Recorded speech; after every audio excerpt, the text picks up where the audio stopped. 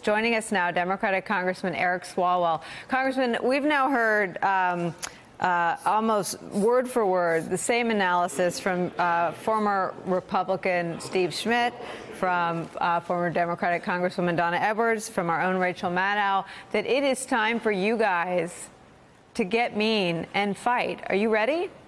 Yes, Nicole, and we've seen this week that we cannot count on the court to save us from the wrecking ball that is Donald Trump. And as far as what I can do as a congressman, electing a Democratic majority that can push that big red button to stop the wrecking ball, that's what we have to do. But what the Senate should do, I believe Mitch McConnell should believe in his own rules that he set under Merrick Garland. And as long as he is the leader of the Senate, I don't think they should work under any other rules. Are you ready, though, to take a sharper message to the country? I mean, part of the reason that Donald Trump defeated 16 Republicans and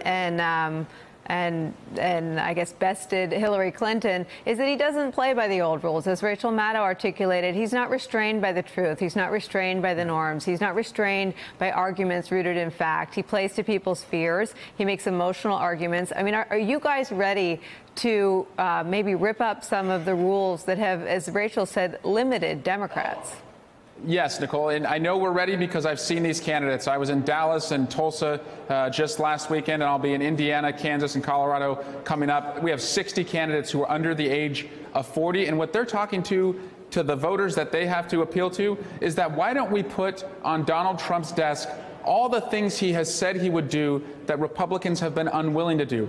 Infrastructure, background checks, prescription drug repeal, taking money out of politics. He has benefited from making imaginary decisions every day, just blaming it on the Democrats because he knows Republicans won't put it on his desk. It's time to see if he's ready to be serious. And if not, I think he will pave the way, if you put those items on his desk, for a Democratic president who will sign those bills in 2020. Let me ask you something. My old boss, John McCain, called it straight talk. Let me ask you for some. For all of the dramatic high points and low points of the Trump presidency, I'd argue there have been more low points than high points.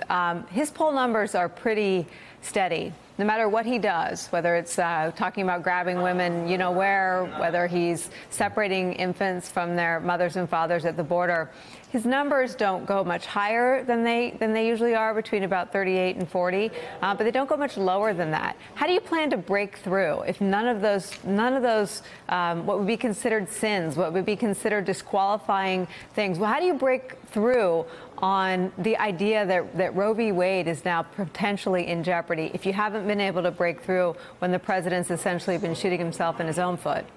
I don't think you have to reach all the way down the rabbit hole, Nicole. I think you need the voters who voted for Barack Obama and either stayed home in 2016 or voted for Donald Trump.